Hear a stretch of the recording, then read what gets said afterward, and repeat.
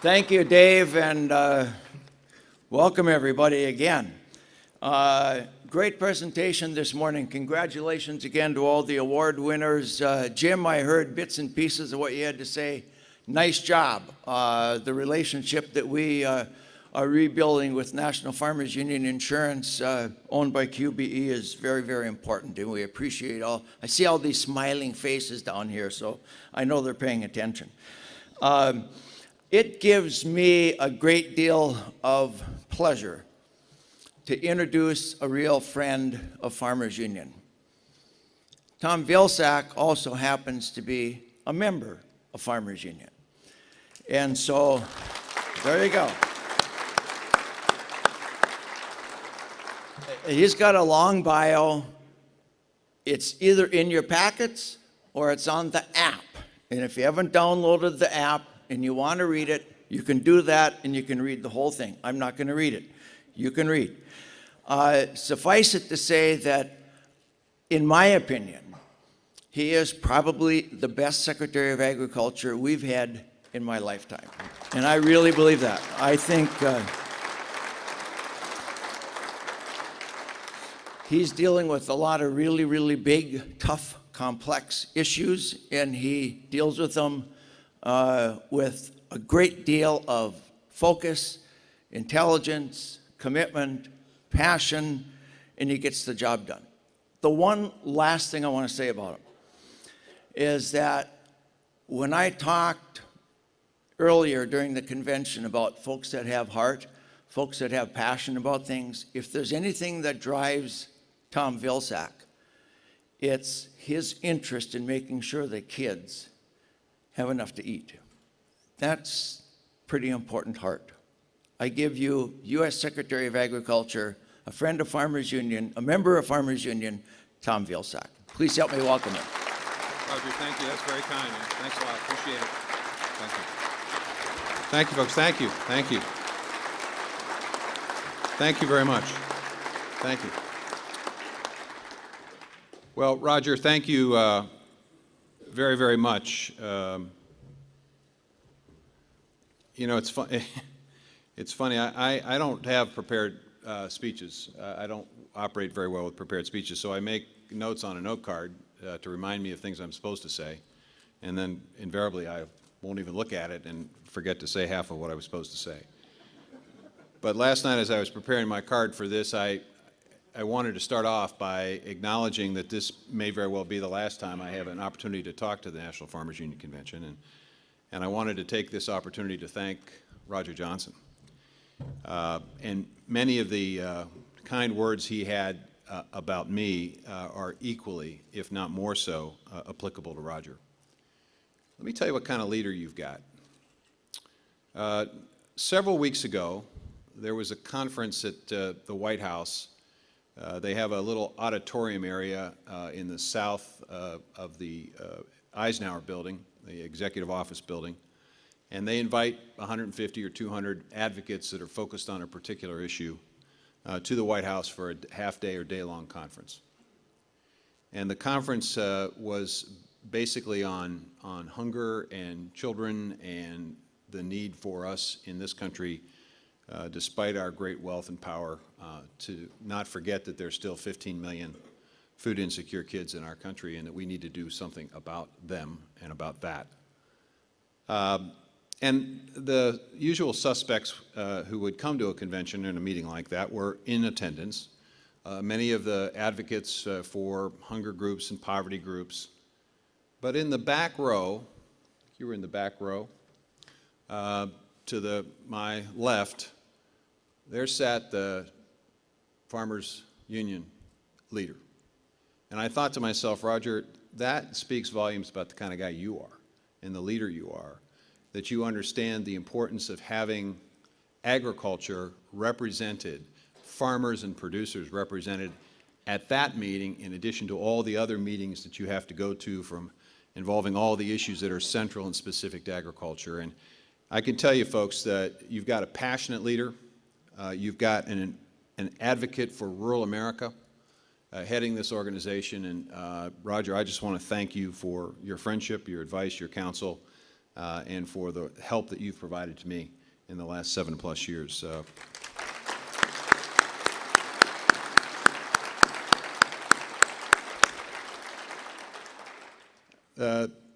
The President, at the beginning of this year, gave each member of his cabinet a little card. And on the card, he has suggested that more games are won in the fourth quarter than any other quarter. It was a way of the President reminding us that we still had a year left in his term, and it was his expectation that we would work hard during that year and run through the tape, that we win the fourth quarter. So I thought what I'd do today is briefly outline to you some of the priorities that we have at USDA for that fourth quarter for that last year, and then I'd like to be able to take a few questions. I'm going to touch on a lot of issues very briefly, and probably will not touch on all the issues that are important to all of you folks, so hopefully the Q&A will cover what I don't cover. Let me start by saying it is my goal and the President's goal to continue to work hard to diversify economic opportunity for agriculture and for producers and farmers in rural areas.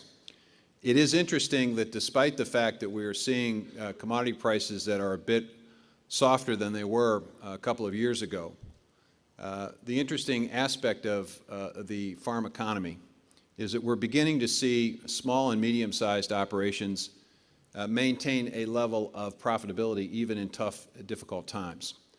And part of the reason for that is the diversification that's taken place, the additional income opportunities that we're attempting to create as we make the case for investment in rural areas. And in fact, as a result of those diversified opportunities and also the focus on the rural economy generally, creating more jobs, seeing the unemployment rate come down, median farm income, farm household income, reached a record level last year, which is pretty remarkable given the condition of crop prices. So what we're doing is beginning to work, but we want to make sure that it continues and it's sort of rooted, if you will, in the Department of Agriculture, that they understand it's important to focus not just solely on large-scale production agriculture, but it is important to continue to focus on diversifying opportunities for all sizes of operations. So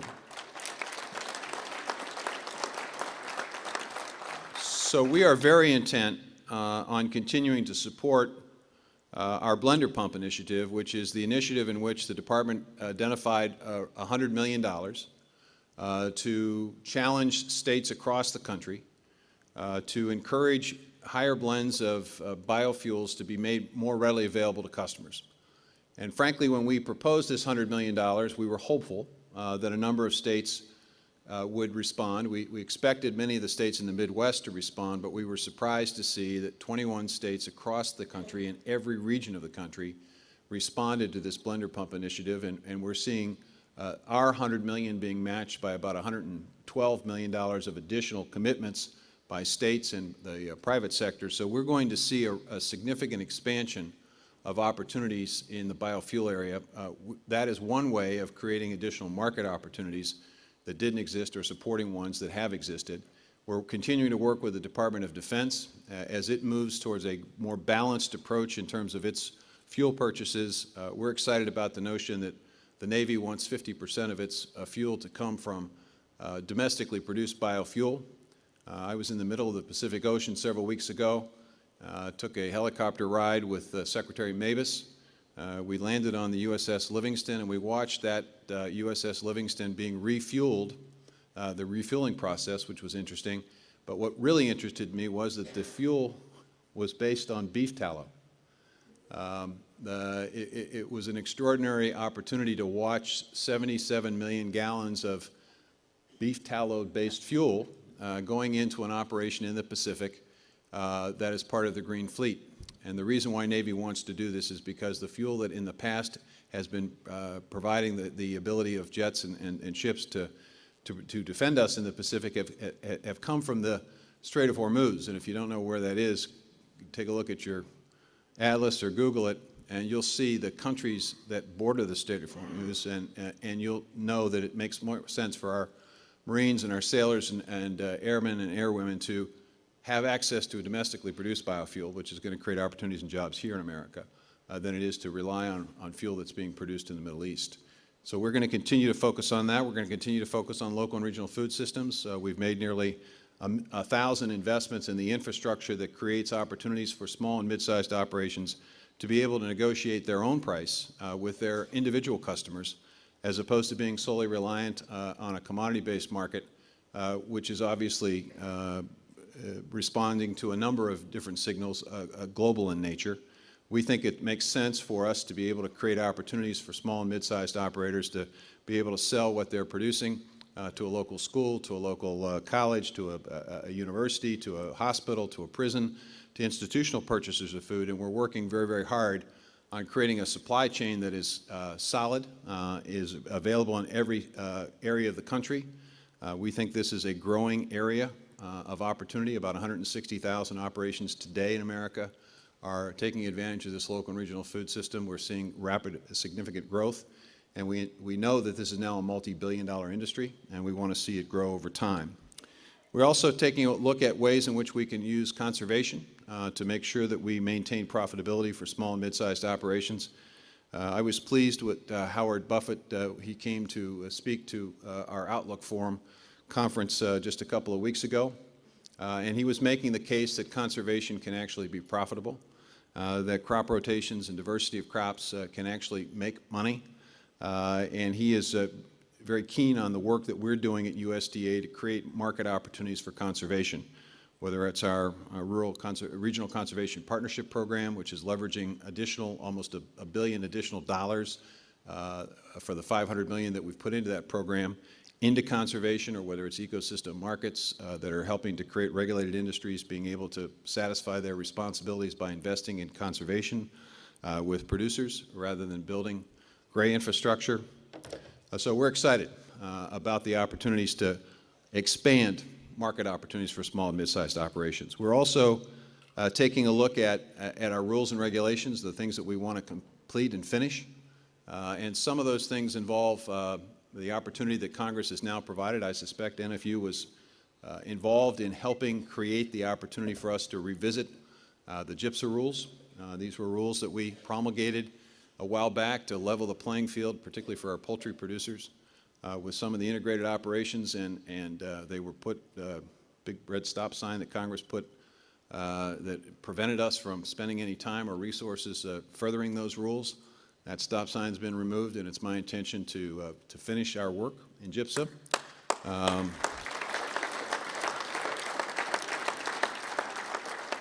So that we create a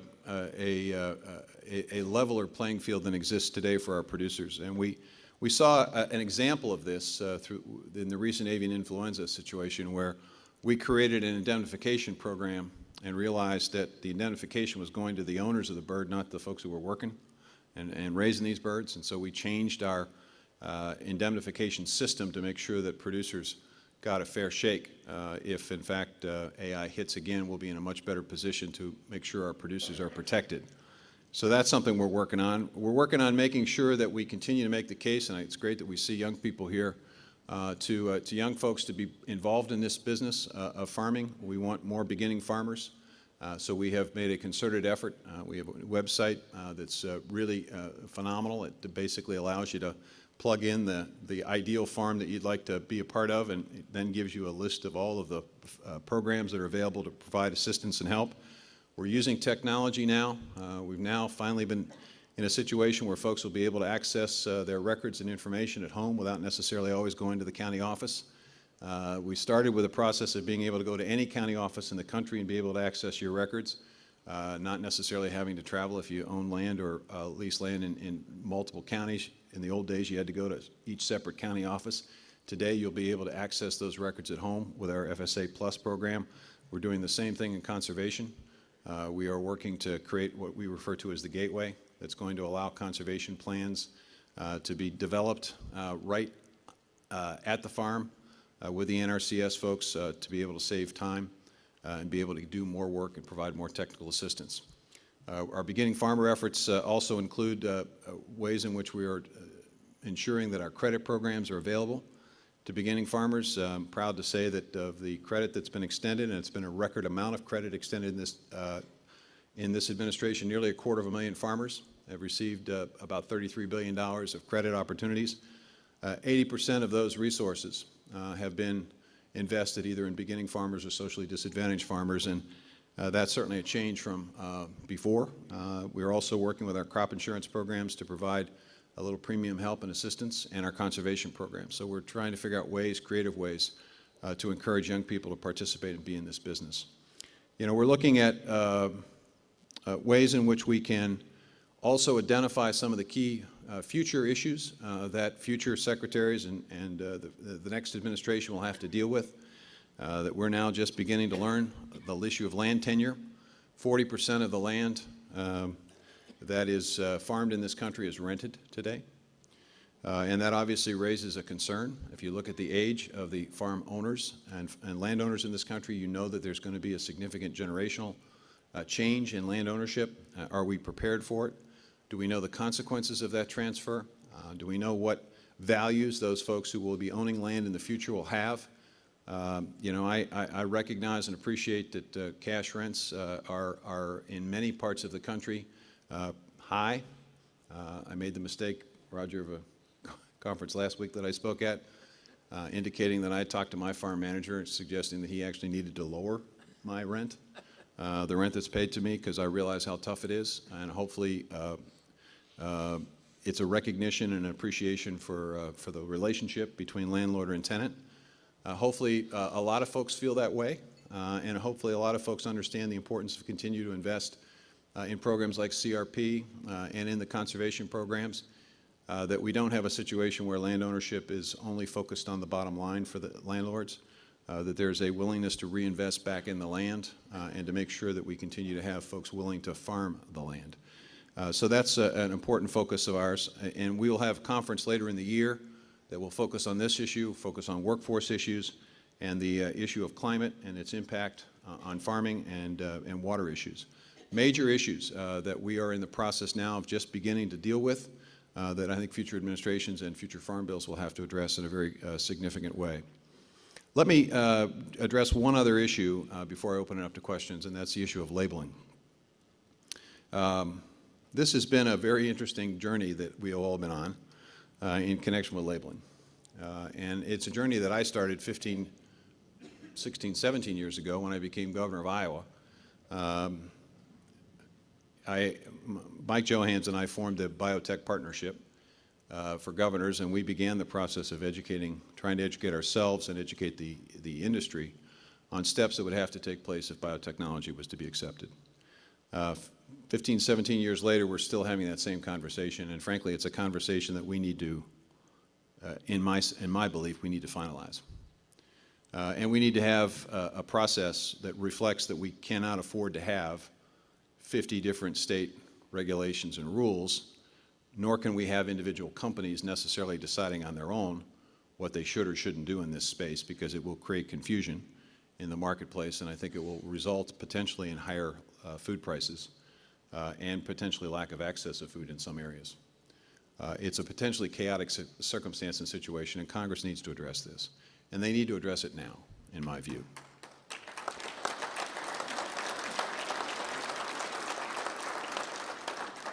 Let me suggest one way in which it could be addressed. The challenge is to balance, in my view, two very, very important issues, two very important aspects of this debate. The first is making sure that people understand and appreciate the safety of the food that they're eating. And I'm here today to tell you that from all of the studies, all of the research that I have looked at, I am convinced that we're not dealing with an unsafe product here, that American farmers are not producing something that is unsafe. Study after study after study after study indicates the safety of the food. So that's one issue.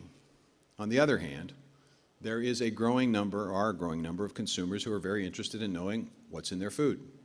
How was it produced? What standards were followed? And that needs to be respected as well. So the question is, how do you create a circumstance and a situation where you don't send the wrong message about the safety of the product, but at the same time respect the consumer's right to know? Because in the past, labeling in this country has been for two reasons and two reasons only.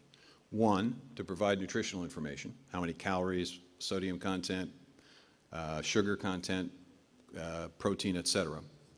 Or two, to give you a warning that consuming this product may cause a problem. So if you have a child, for example, who's got a peanut allergy, you may want to know that this particular product contains nuts. So you basically have that on the label, provides you a warning to be careful. Two reasons: nutrition, warning.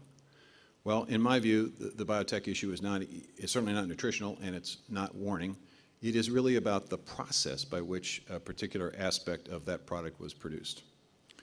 So in this day and age, with the vast majority of people having access to smartphones and the ability to equip grocery stores and places where food is being sold with scanners, you could create a circumstance and a situation where you could provide a labeling system that would be available through the use of a smartphone or a scanner that would give you all the information, but in a way that didn't convey the wrong impression or notion about the product. And I think what Congress should consider is, first of all, a mandatory process, not something where you might want to do or you could think about doing it. We ought to just basically say, this is the way it's got to be, so that we don't have 50 different states, don't have thousands of different companies making decisions for themselves. Creating the option for companies that are processing food to use one of a variety of ways of providing this information: a 1-800 number, a website, a smart label. Give companies enough time to be able to educate consumers about the fact that this labeling system is going into effect, so that they are well aware of how to access the information if they happen to be consumers that are interested in that information, and that they find it easy and available to do so. And then at the end of that time period, basically provide it.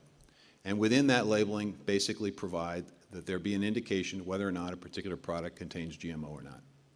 It seems to me that if you do something along those lines, you basically balance the right of consumers to know with the ability of folks to have products where you're not conveying the wrong impression about the safety of the food.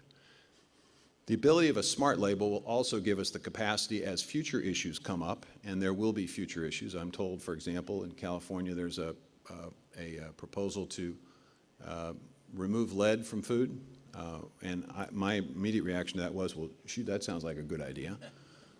Except then someone told me that broccoli has lead in it naturally. So, there are going to be issues like this. And they're going to confront agriculture from time to time to time as consumers become more interested in where their food comes from. To me, it's a good thing that people are more interested, because it's going to give us the opportunity as well to educate them about not just how the food was produced, but who's producing it. An opportunity for us to reconnect people with the great work that American farmers are doing. The great thing about my job is the people I work with and the people I work for. The people I work for are predominantly in rural America, a place that provides most of our food, most of our water, most of our recreational sites, almost all of our energy, and a place that disproportionately sends sons and daughters into the military to defend us. It's a place where the value system of giving something back to the country is alive and well, and it's a place where just good, hard-working people who believe in themselves and in their community and their families live, work, and raise their families every single day. It's been an incredible honor and privilege for me to represent and work for those people. And I want to make sure that in the future what we have is a department that is supporting agriculture, that is speaking up for those who produce our food, and remind the rest of the country that every single one of us who is not a farmer has had the privilege and the ability to dream big dreams and to think about things like, in my case, being a lawyer, my wife's case being a teacher, because we didn't have to think about who was going to feed our family. We were able to delegate that to the greatest producers on earth, the American farmers. So I appreciate the opportunity to be here today. I want to provide enough time for questions, but I think there is a solution to this labeling issue. I think Congress has to get to work, and it's a tough decision. And my attitude about this is very simple. If Congress is unwilling to make these tough decisions, fair enough. Then delegate the responsibility to the Department of Agriculture. We'll be happy to make the tough decision.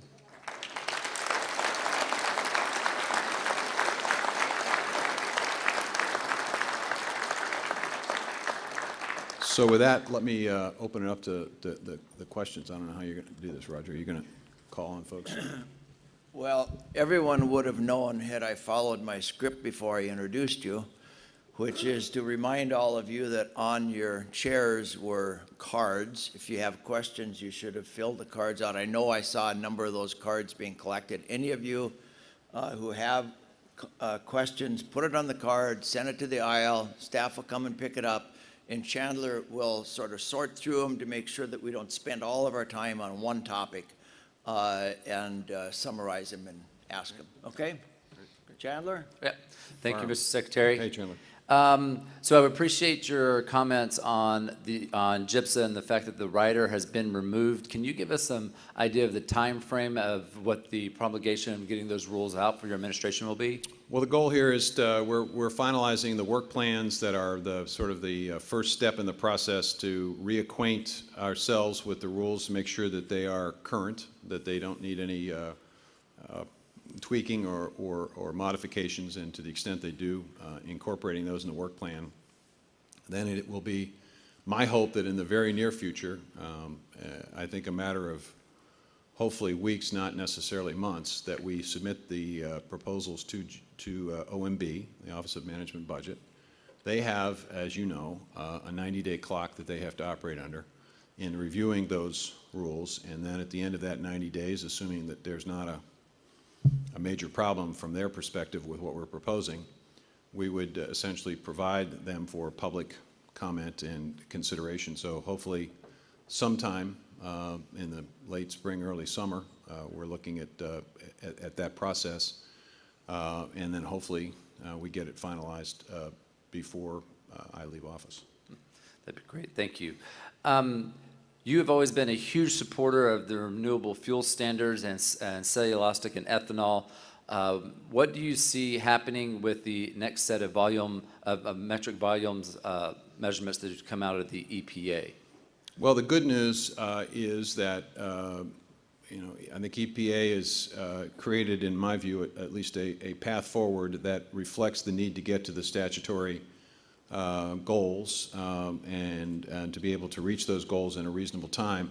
The challenge is for us to continue to understand that when the RFS was initially proposed, it was based on certain projections as to how many miles Americans would drive and how much gas would be consumed. The reality is, as we become more efficient with the cars and trucks that we have, we obviously are consuming less gas. We're seeing an uptick in driving because gas prices are low. And so that's, I think, speaks well for us to continue to see the EPA follow the pathway that they're creating to get to those statutory limits. We are going to continue to invest, as we have, in the 9003 program, which is creating the bioprocessing for alternative to the cellulosic ethanol and the advanced biofuels. We're going to continue as well to promote export markets. I think in the past we've been a little limited in terms of where we think we need to sell our biofuel. I think in the past we thought we needed just to sell it for cars and trucks, and we needed to get it to hundreds of thousands of gas stations around the country. The problem with that, of course, is the oil industry is not particularly excited about that option, and they have made themselves pretty clear about that. So we have to work around and through them. So number one, we do the blender pump so we can extend more availability of E15, E30, E85, and we're doing that. Number two, we look for more domestic utilization of our fuels, and we've done that with the Department of Defense. We're also doing it with the commercial aviation industry. I will tell you, folks, it's a heck of a lot easier to sell biofuel to the commercial aviation industry than it is to for cars and trucks, because there are only 40 airports in the country that sell 90% of the jet fuel. And commercial aviation is very interested in biofuel. They're working with us under our Farm to Fly program to create 1 billion gallons of capacity. We're beginning to see the signs of more airlines purchasing biofuel to satisfy international regulations. So we're going to continue to extend our reach domestically. And then there is the issue of the ability to sell it overseas. We've taken 2 trade missions recently, first time ever that an ethanol component was part of a trade mission, to China and to India.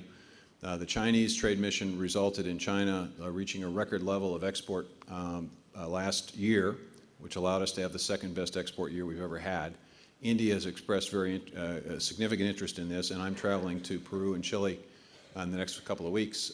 Part of that will be to promote more biofuel opportunities. In Peru, they have a renewable fuel standard in a sense down there where they have to have at least 7.5% biofuel. So there's, I think, tremendous opportunity here for us to continue to have a vibrant industry. We obviously have to be careful about the oil industry's efforts to undermine this in the regulatory space, in the legislative space, and the litigative space. But we're going to continue to be strong advocates for this. Great, thank you very much on that.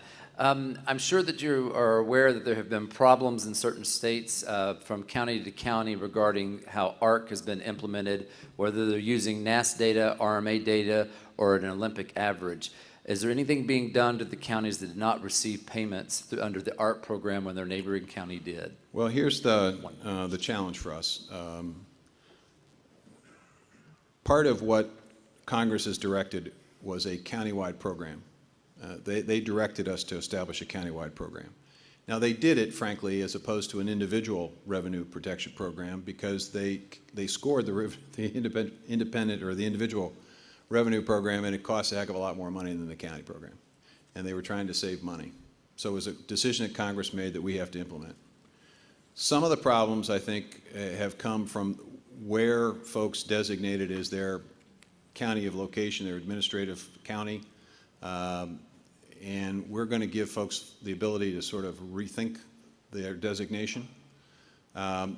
But in terms of how we calculate this, there has to be a sort of a process, and that process involves first looking at NAS data if it's adequate, second looking at RMA data if NAS data is not adequate. If RMA data doesn't exist, then we look at the state committee for direction and help. There have been circumstances where people have raised issues about the data, and we're more than happy to review the data. We've done this in a handful of circumstances already. We haven't found a great deal of discrepancy, but if there is a discrepancy, we'll be happy to make adjustments. But candidly, there's not a whole heck of a lot we can do because of the way in which Congress directed this, and it's an issue that I think has to be addressed just in the same way that we're trying to figure out what to do for our cotton producers, because Congress was very explicit, in my view, by not including cottonseed as as oilseed, by asking specifically for it to be included in the risk management stacks program. There was a pretty clear indication that we were not to be treating it as a commodity. So we're looking for ways in which we can help our cotton producers through a ginning, a cost share program with our ginning, by deferring some of the ginning costs, which is all we can do. The other thing we could do, and we're cognizant of the concerns that some of our producers have. Our wheat producers are beginning to feel a little stress. We, in the past, would have been able to provide some help and assistance through CCC, which is what the blender pump, for example, we did that through CCC. But every time we use CCC creatively, Congress gets a little irritated by it, and they basically clamp down.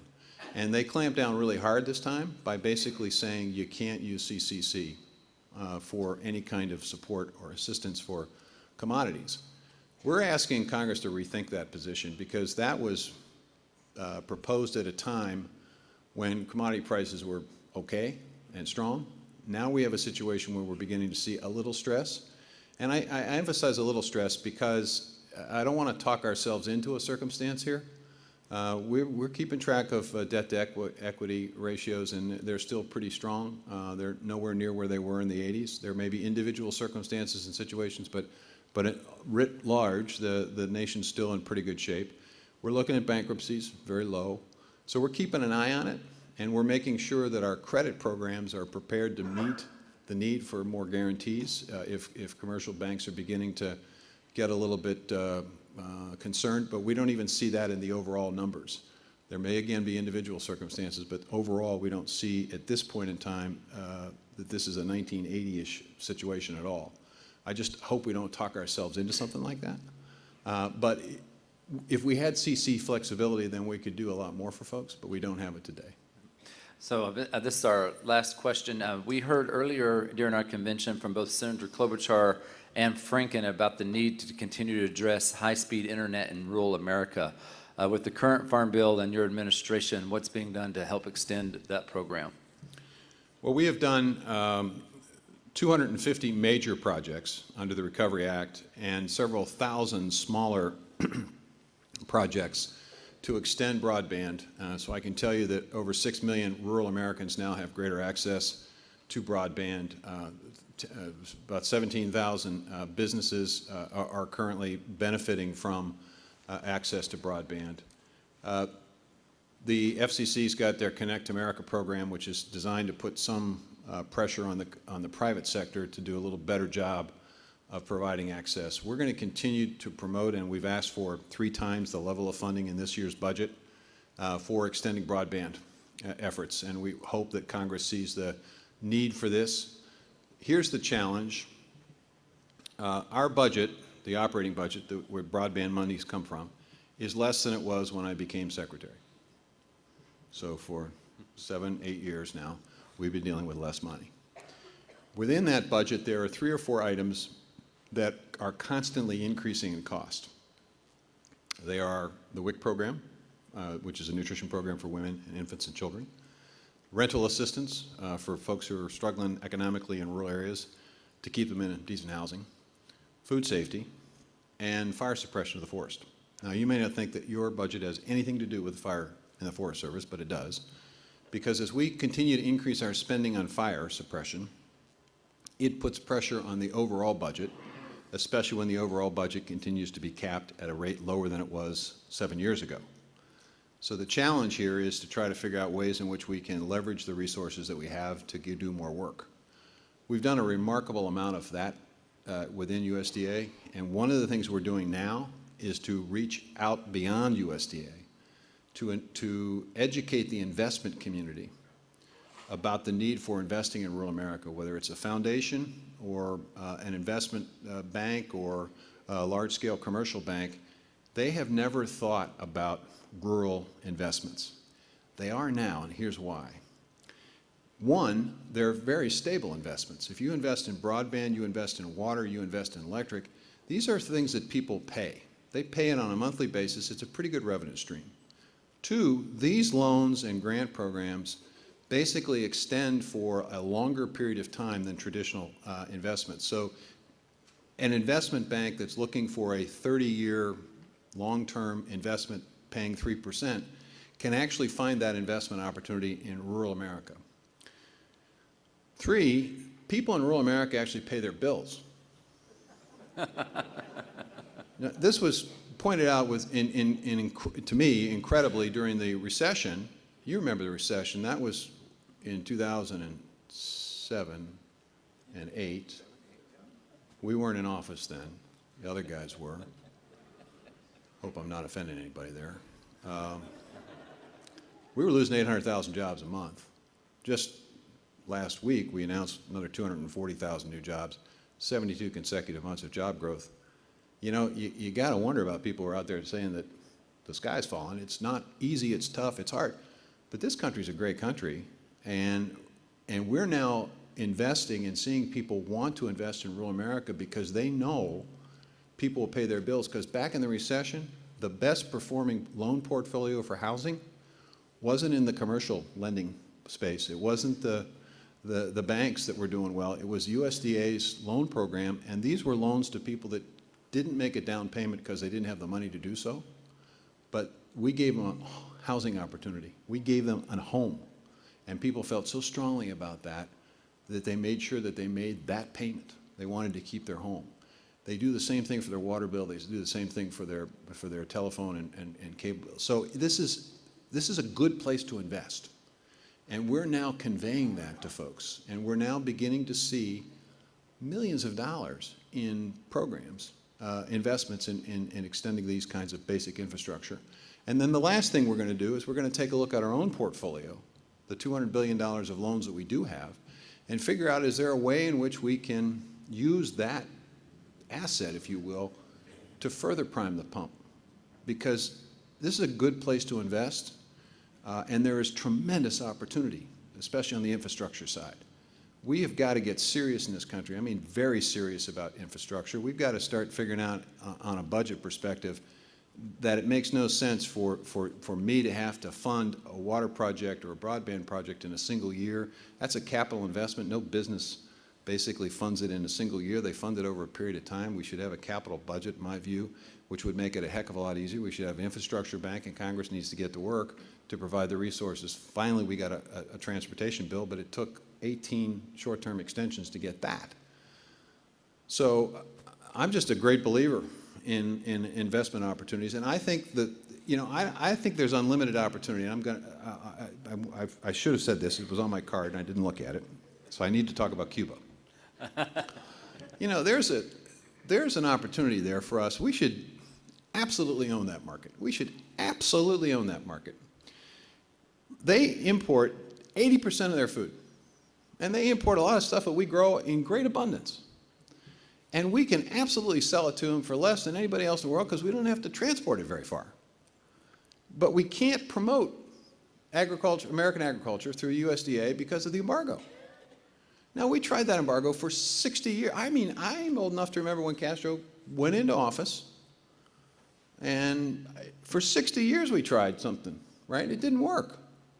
So Congress needs to get rid of that embargo, and we need to have Congress fund the positions we're asking for so we can put people down there to begin creating the relationships that will allow us, when the embargo is lifted, to move aggressively in that market. There is hundreds of millions of dollars of opportunity that we are just absolutely keeping on, just, you know, we're just wasting that opportunity. And I think that that's something that we should absolutely focus on in the future, is getting that embargo lifted and getting American products in Cuba. And I will tell you this, when they see American products, there's no doubt in my mind what's going to happen to their political system down there. It's going to change. Great. So I want to take this opportunity to thank you all. Just if you can just give me 1 minute.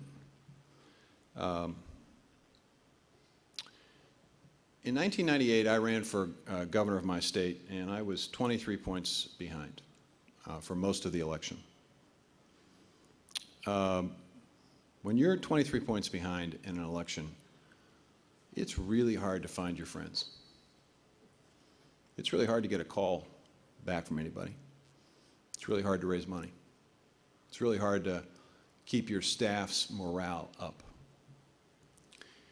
There was one agricultural group in my state who was with me. There was one group of people who went the extra mile, who went into the coffee shops, talked to their friends and neighbors, extended our message, volunteered, worked the phones, sent 20 bucks in when they could. So Roger, you want to know why I'm an NFU member? It's because you guys were there for me. And I've tried in the last 7 years to be there for you.